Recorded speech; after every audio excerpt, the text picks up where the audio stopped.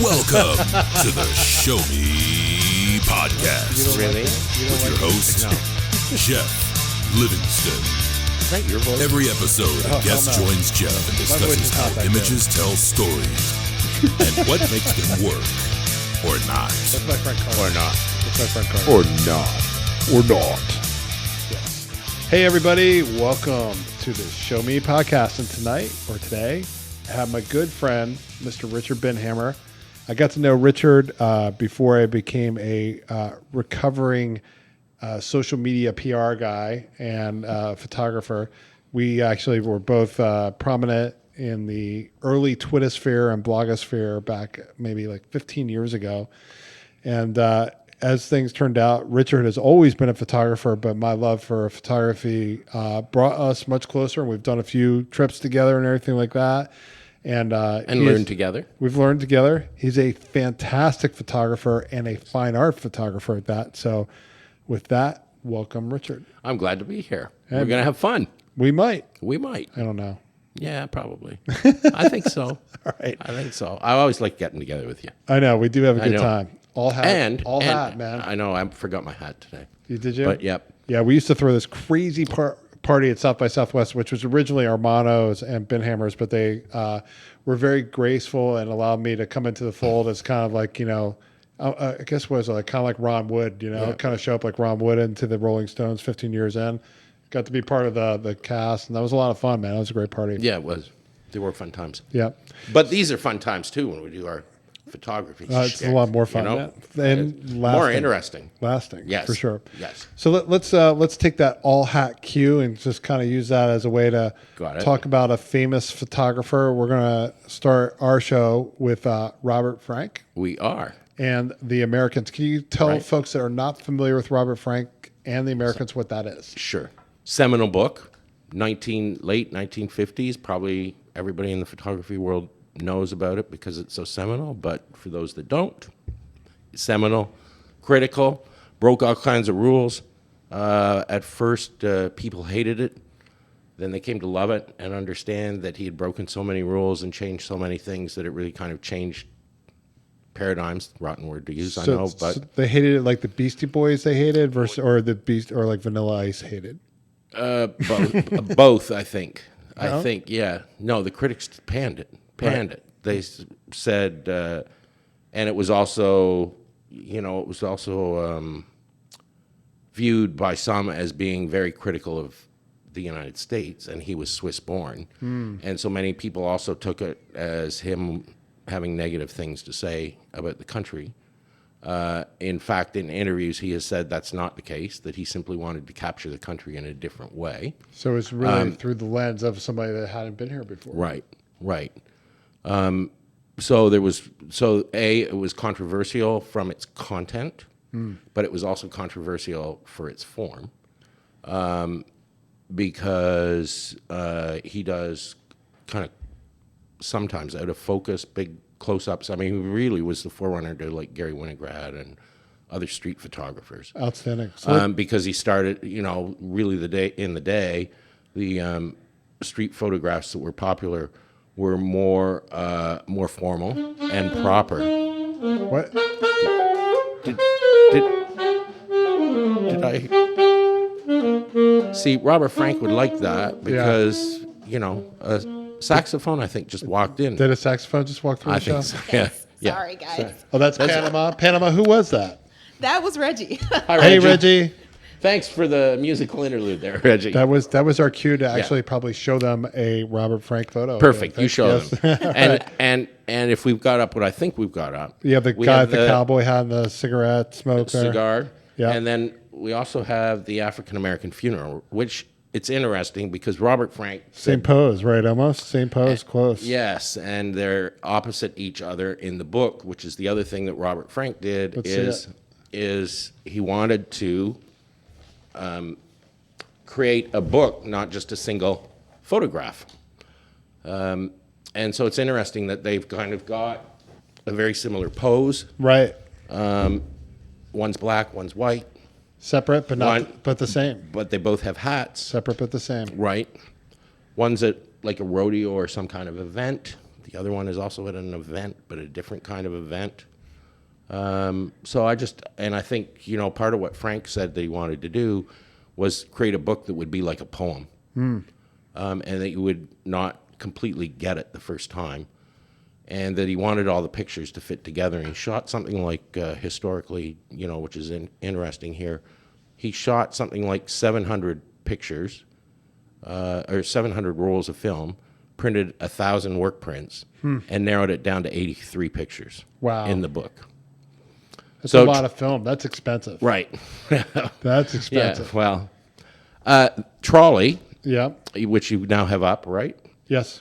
Or we're about to have up. Trolley is interesting because if you look at his contact sheets, which you can see in this big book that was put out by the National Gallery a couple of years ago, Wow. if you look at his contact sheets, he was actually shooting in the opposite direction, turned around and caught this picture, which I always think is a great reminder to photographers, always look behind you. Right. Right? Some of my best pictures are ones that I took when I was walking away and I turned around and took another one.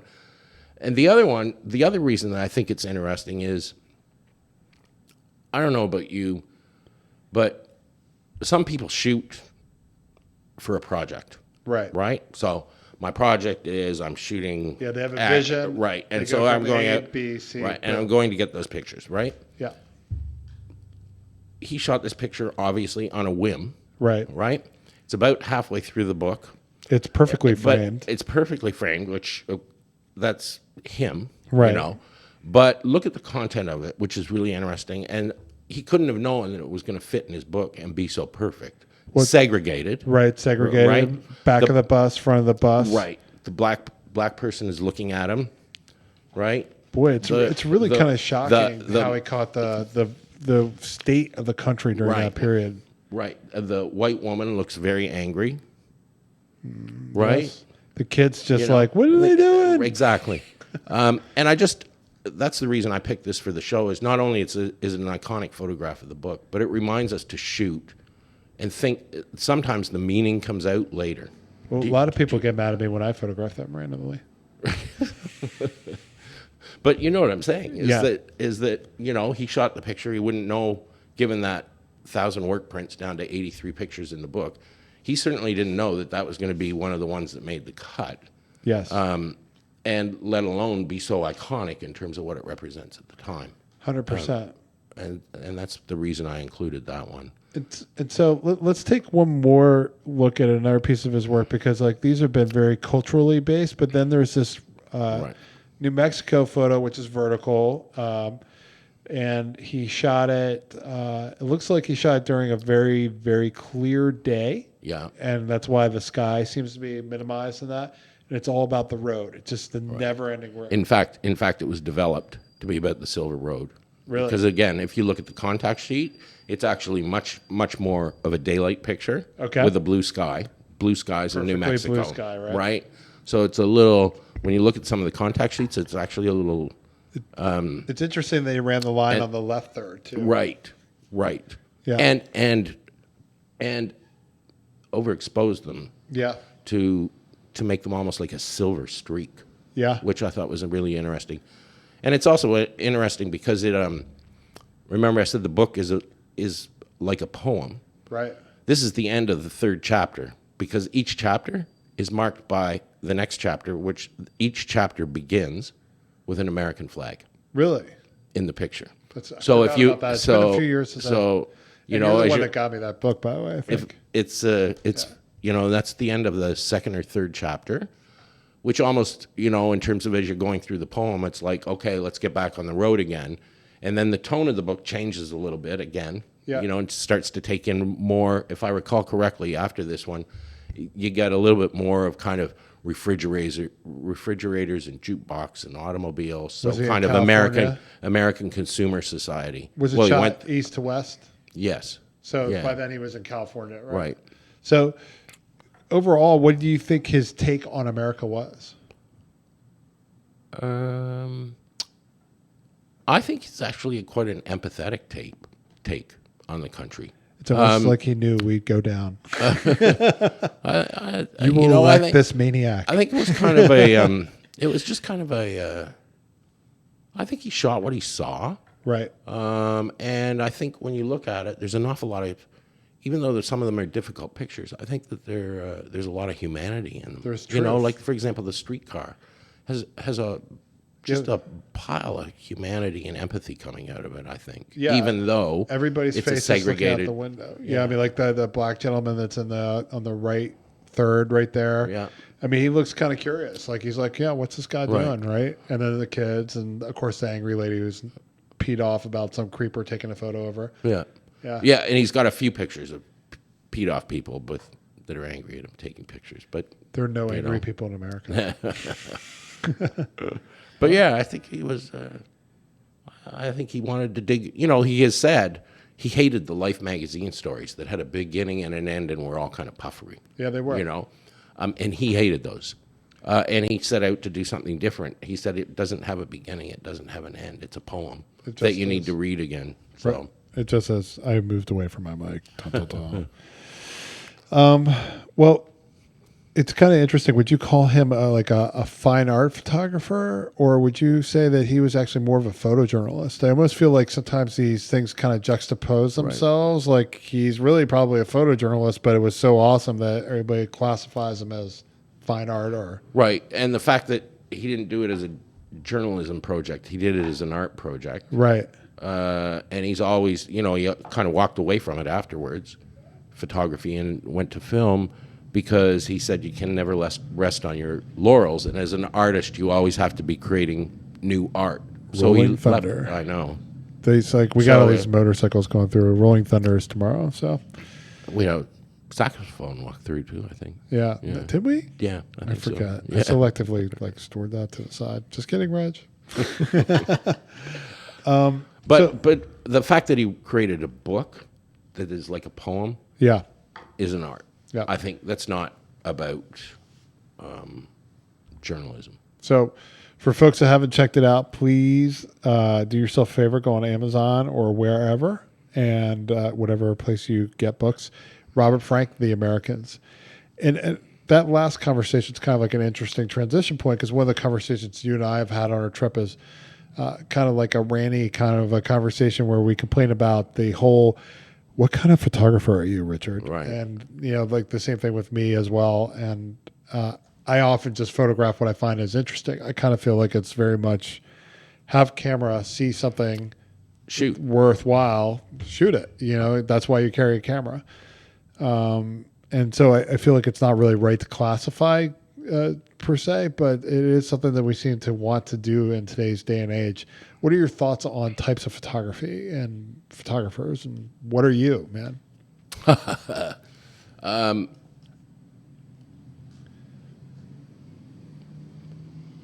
You know, I mean, we've had this, I have a real trouble with the boundaries, you know, for myself anyway, because there would be days that I'm downtown shooting infrared and doing industrial buildings, you know, for kind of, because it's something I'm currently exploring and I haven't figured it out yet. Sure. And then there are days where I'm doing my Roadside America project, which is looking for great stuff on abandoned parts of the roadside. And we're going to show one of those in a bit. Yeah. Yeah. And then there are other days that, like the one I think we're going to talk about, where it was kind of like a Robert Frank one.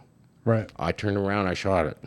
There you go. And bingo. That was it. So, yeah. And I didn't know until I got home to the editing room, right? It's a Lightroom. There you go. Yeah. How many times have you seen that happen? Right? And, you know, I just, you know, I just find the labels so difficult. I mean, what's the difference between travel photography, landscape photography, and some photojournalism and street photography? Because in fact, they can all. You can do all there. Mesh. You know, I mean, the bridge, is it travel? Is it landscape? Is it urban? I mean, black and white. It's infrared. Yeah. Can we pull up the Tower Bridge one?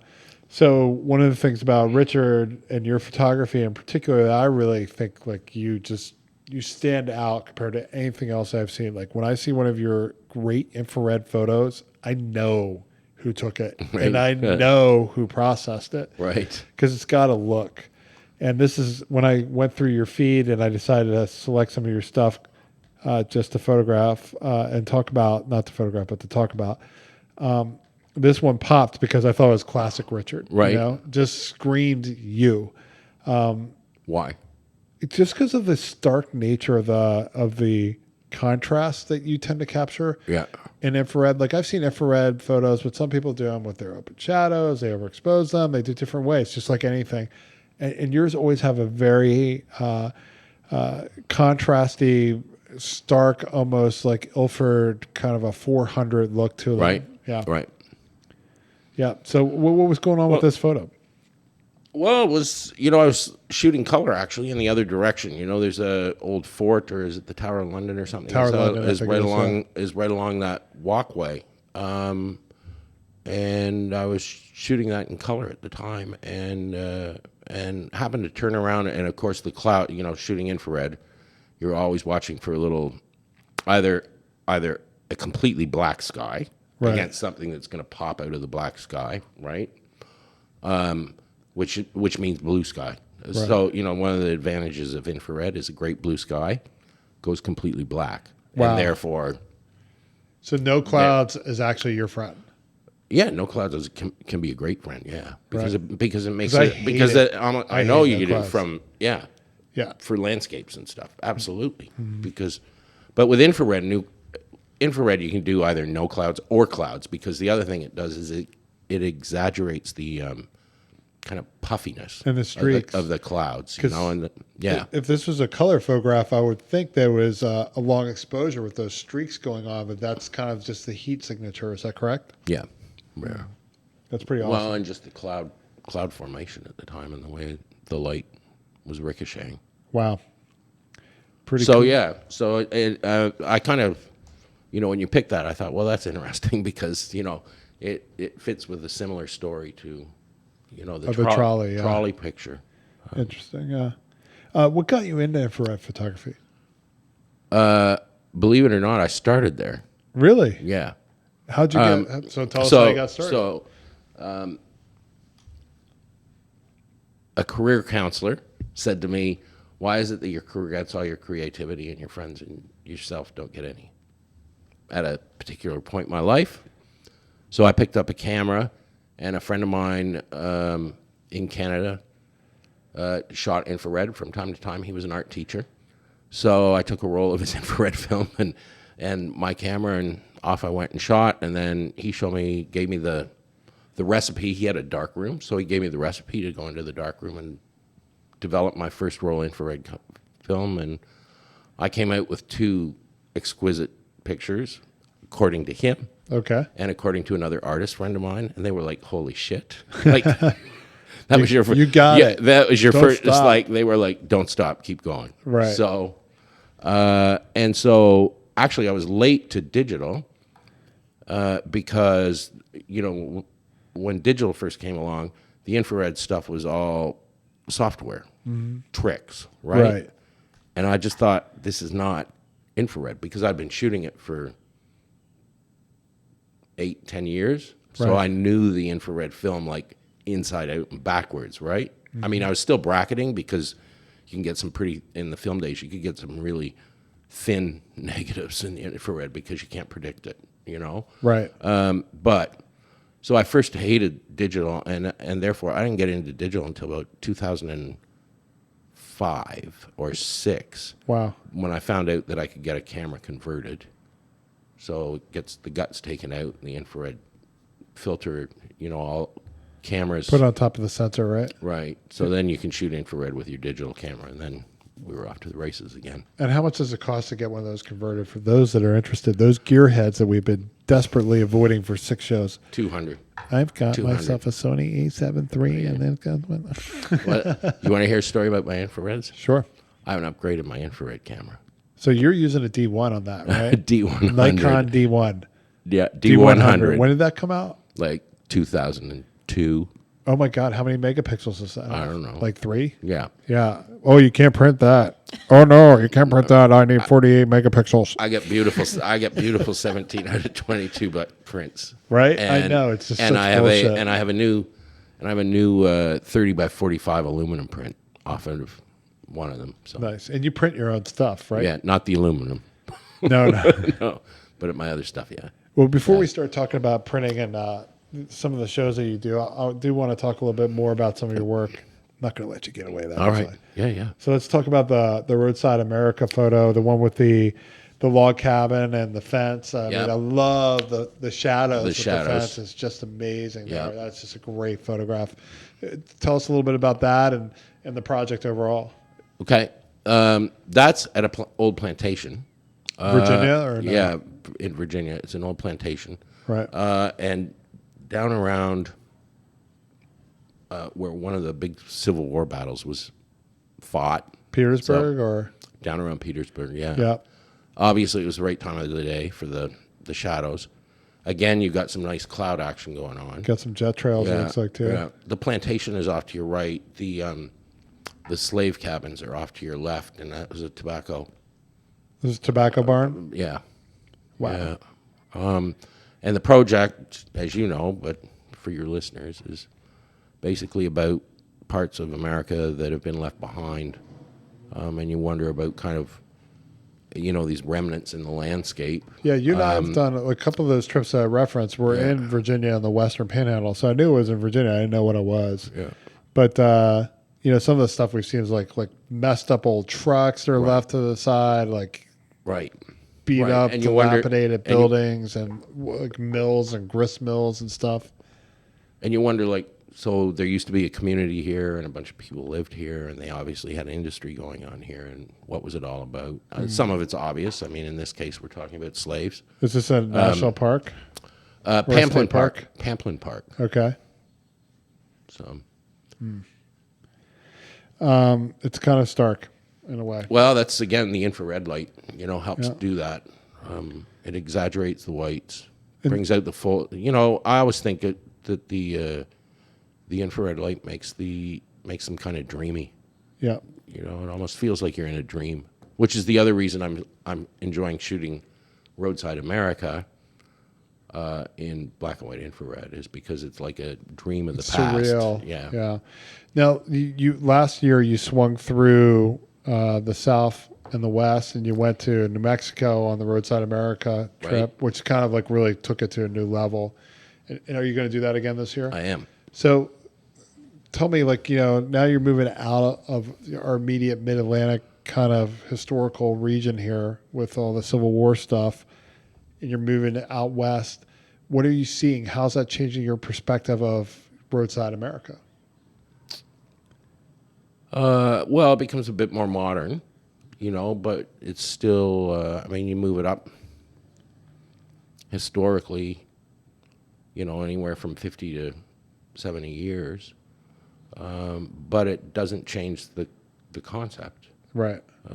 You still run into communities and places and things that obviously had meaning in a community around them and people's lives around them that somehow have disappeared, like a dream disappears. Like a ghost town? Like, what do you see out Right. west when you're there? Well, ghost towns. I've got some good ghost towns from Route 66.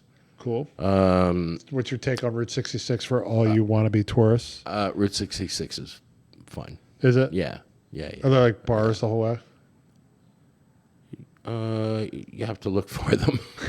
Yeah. Is there just nothing the whole way? There's lots of old hotels that are fun to stay at. There's some great old bridge shots and road shots. Okay. Ghost towns, old hotels that are no longer hotels, old liquor stores that are no longer liquor stores, old everything. So it's Yeah. there's a classic landscape. Yeah, we're going to talk about the Grand Tetons now. So going back, now you have family out there, right? Yeah, my sister lives in So Cody. you end up out in Mormon Row and the Grand Tetons quite a bit. Yeah, this is classic landscape, but of course rendered in your traditional infrared style. And I selected this one more because it was older. I thought Yeah. the composition was great with the layers and all that, but just to kind of demonstrate that like you are you and this is you. Right. Like this is what you do, and it's pretty similar throughout. So for those of us that are like me that are less well versed in infrared, why is the ground so much lighter? So the vegetation, Heat. not heat, infrared light, Okay. which is a light spectrum we can't see. Okay. So just above what you and I see is the infrared light spectrum. Do dogs and it see this? reflects. Dogs And it see this, don't they? reflects. I don't know. It reflects. I should off, be able to see it. I'm a dog. It reflects off vegetation in a different way. Yeah. All right. And we can't see it. So it's also, for example, when you look at some of my work, you'll see palm trees. Palm trees are a godsend for infrared. Oh, cool. Because they just like go completely white because of the way they capture the light. Palm trees are always a good one. Even a good oak tree, you know. Pretty cool. In the summertime, because the green will go white, and it becomes very fluffy. And sometimes there's a couple little tricks you can do in Photoshop to, you know, make it a little closer to what infrared film used to be like, which gives it even a dreamier quality. Nice. So sometimes you use the clarity, and sometimes you don't, depending on what you're trying to achieve. Fascinating. What do you think of the Tetons? I know you've been out there several times, and, Right. or more than several times. Well, What's your? they're gorgeous. Yeah. They're just gorgeous. Why do you like and if- photographing them still? I mean, you just keep Yeah. coming back. Well, you know, there's also, there are 3 or 4 different vantage points for them that I think are really interesting. This one's sitting at a lodge, actually. It was owned by, I think, the Rockefellers. Is it the Rockefellers? But then you can do it dead on. And there's the Snake River. That's the famous photography Right. spot that you can get. We showed There's that in episode 4 with was it Angela? Angela. Yeah. And then there's also The Ansel Adams shot. Yes, with the river. Yes. Yeah, and there's a famous spot there to go shoot. Immediately across from them too is Mormon Row, Right. which has got all this old Mormon farm buildings that Abandoned cabins. abandoned. Right. Roadside So, America. beautiful. You know, I've got some that I'm really happy with there where, you know, you don't even know that they're the Tetons for sure, but Right. Very cool. So I want to talk a little bit before we end about what you're doing now, because you're selling a lot of fine art and you've started to really integrate yourself into that fine art community. You've done a few shows, one in New York, or you got one in New York coming up, one in New Mexico last year. You're going to go back, and Right. now you're going to run your own event called PhotoNexus. right. And can you tell us a little bit about what's going on for you today in 2019 with photography and collecting and learning about stuff in the fine art world? Yeah. So this actually comes out of A, some people that were interested, but B, my own experience, which is I don't have a degree in fine arts. You know, I have 2 degrees in political science. I picked up a camera. I learned my way You're through a recovering PR guy. it. Right, recovering PR guy.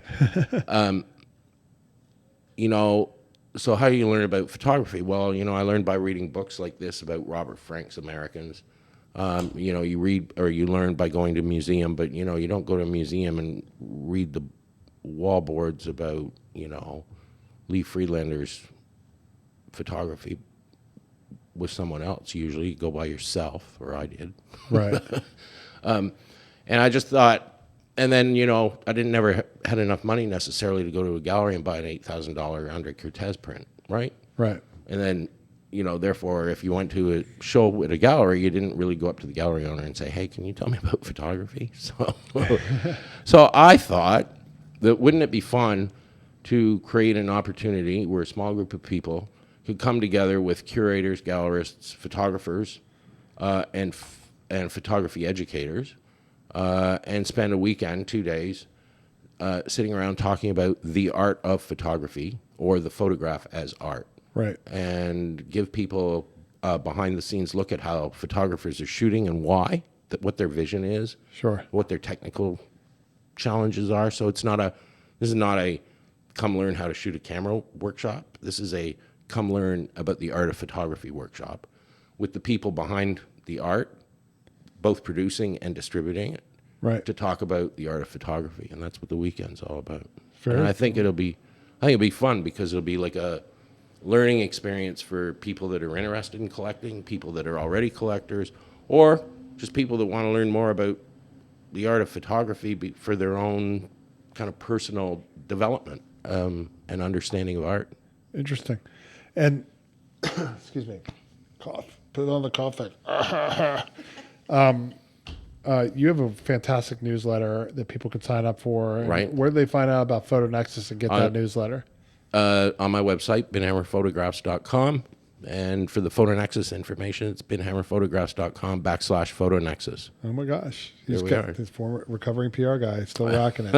All right, man. I really appreciate you coming in. Good No, to see thank you. So good to be with you. All right. Thanks for having me. Cue up the bad heavy metal. Thanks for listening to the Show Me podcast with Geoff Livingston. More shows, sponsorship, and donation information are available at showmepodcast.com.